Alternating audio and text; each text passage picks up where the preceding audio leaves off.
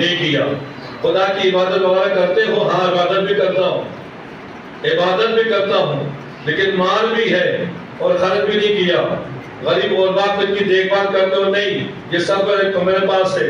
تو وہاں پہ امام نے جملہ فرمایا، امام فرماتے اس کا مطلب یہ ہے کہ تم عبادت بھی دنیا تک کر رہے ہو اور مال بھی دنیا تک جمع کر رہے ہو، وہاں تم نے ذخیرہ نہیں کیا۔ ہم اہل بیت کی سیرت پہ چلنے والے دنیا کے لیے کام نہیں کرتے، آخرت کے لیے کام کرتے ہیں، عبادت کرتے ہیں، ذخیرہ وہاں پہ کرتے ہیں، مال خرچ کرتے ہیں، ذخیرہ وہاں پہ کرتے ہیں۔ تبھی تو قرآن نے کہا وَمَا عِنْدَكُمْ يَنْفُدُ وَمَا عِنْدَ اللَّهِ بَاقٍ، جو تمہارے پاس ہے وہ ختم ہو جائے گا، جو خدا کے پاس جمع کرے وہ باقی بھی رہے گا، اس میں برکتیں بھی پڑے گی۔ اس کے بعد امام فرماتے ہیں تم موچل سے کرتے، وہاں پہ تم نے کچھ نہیں کیا، ہم موچل نہیں کرتے، کیوں؟ اس لیے ہمارا ہر عمل وہن کے لیے ہے، اور یہن کے لیے ہم کیا ہے، وہن کے لیے ہم کیا ہے۔ مولا کیا فرماتے ہیں، یہن کے لیے خدا نے ہمیں ہادی بنایا ہے، وہن کے لیے جنت کے سردار بنایا ہے۔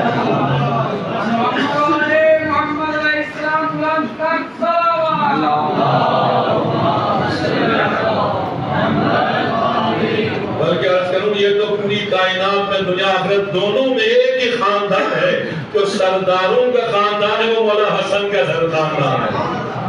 اور جب یہ آیت نازل ہوئی نا تو رسول خدا اس کے لیے زہرا کے گھر کو منتخب کیا، چادر لا کے اوڑھ لیا، تو اس چادر میں سب سے پہلے داخل ہونے والی جو ہستی ہے وہ مولا حسن ہے۔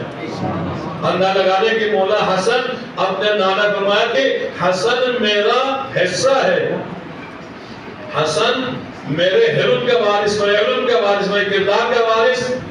اور مولا حسن نے بتا دیا، چادر کے نیچے کون ہے کسی کو کیا پتا، لیکن مولا حسن نے کہا اماں مجھے نانا کی خوشبو آ رہی ہے۔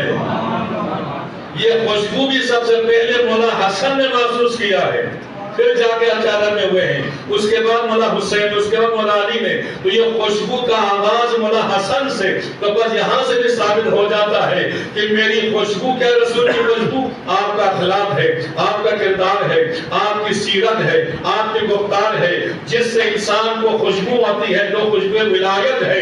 تو کہا میری خوشبو ولایت جس کو پہلے جس نے محسوس کیا وہ حسن ہے، اسی وجہ سے حسن کو میں نے اپنا وارث قرار دیا ہے۔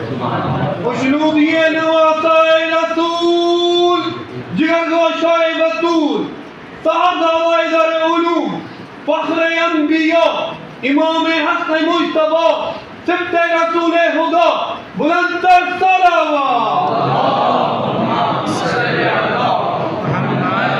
اللہ حسن کے بہت سے معجزات، ایک معجزہ مکمل کرو، ایک اسی پہ مکمل کرو، عبادت ہماری مکمل ہو جائے گی۔ ان کا ذکر کم ہو تو بھی خدا قبول کرتا ہے، ان کا ذکر زیادہ ہو تو بھی خدا قبول کرتا ہے۔ کیوں؟ ان کے ذکر میں جو نور ولایت مومن کے دل سے چہرے پہ آ جاتا ہے نا، یہی خدا کو پسند ہے۔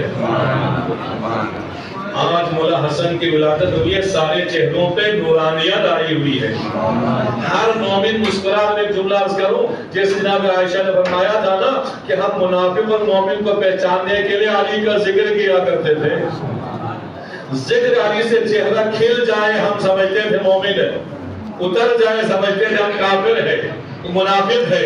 آج بھی ہم پہچان سکتے ہیں کہ مولا حسن کا ذکر کرے تو سارے چہرے کھلنے لگ جاتے ہیں، پتہ چل جاتا ہے کہ رسول نے فرمایا کہ ذکر اہل بیت سے، محبت اہل بیت سے جس کے دل کی خوشی کا اثر چہرے پہ آ جائے، سمجھو وہ اپنی ماں کو دعا دو، اس کی ولادت کو پاک و پاکیزہ رکھا ہے۔ مولا حسن کا آخری معجزہ، آپ گزر رہے ہیں سواری پر، ایک شخص اپاہج ہے، ہاتھوں سے بھی معذور ہے، پاؤں سے معذور ہے، ایک جگہ پڑا ہوا ہے۔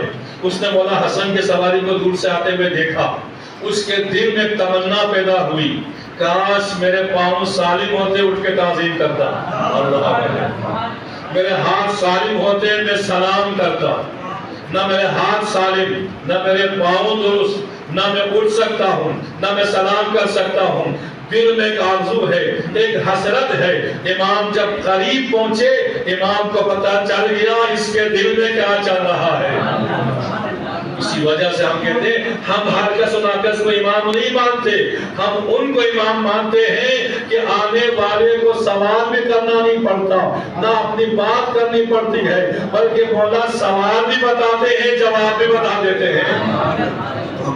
مولا حسن نے اس کے دل کی حسرت کو جان لیا، قریب پہنچ کر تازیانہ پھینک دیا اور اس کے بعد کہا ہے بندے خدا اٹھ یہ تازیانہ مجھے پیش کر دو۔ اس نے سوچا امام تو دل کی بات کو جانتا ہے، امام کو پتہ ہے میں ہاتھ پاؤں سے معذور ہوں، ہاتھوں سے معذور ہوں، اس کے باوجود امام حکم دے رہے ہیں۔ وہ کہتے ہیں اس کا مطلب یہ ہے امام کا حکم دینا بے جا نہیں ہے، حکمت کے مطابق ہے۔ ادھر امام نے حکم دیا، یقیناً خدا نے مجھے شفا بھی عطا کر دیا۔ یہ ایسے ہے نا جیسے فیدروس مولا حسن کے مولا حسین کے اس جو چولہے سے مس ہو جاتا ہے تو اس کو شفا مل جاتی ہے، بلکہ شفا ایسے نہیں ملتی، جب وہ مولا حسین کا نام سنتا ہے وہ مولا آئے ہیں اس کے دل میں تمنا پیدا ہوتی ہے، یقیناً مجھے شفا دینے والا آ گیا ہے۔ اسی طرح اس شخص کے دل میں یقین پیدا ہو جاتا ہے کہ جب کہا امام نے اٹھ کے تازیانہ پیش کر، اس کا مطلب یہ ہے کہ مجھے شفا مل چکی ہے۔ امام کے حکم ملتے ہی وہ اٹھ کے تعظیم بھی کرتا ہے، ہاتھوں سے سلام بھی کرتا ہے۔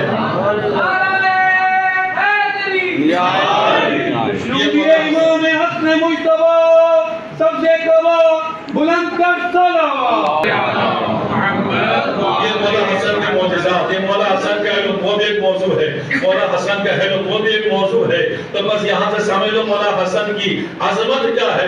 رسول کہتے ہیں میرے تمام کمالات یا علم میں ہے یا حلم میں ہے۔ علم میں دیکھو تو آپ شہر علم کے مالک ہے، حلم میں دیکھیں تو آپ خلق عظیم کے مالک ہے۔ وہی خلق عظیم کا مالک، وہی علم کا شہر کہہ رہے ہیں میرے علم کے وارث بھی حسن ہے، میرے حلم کے وارث بھی حسن ہے۔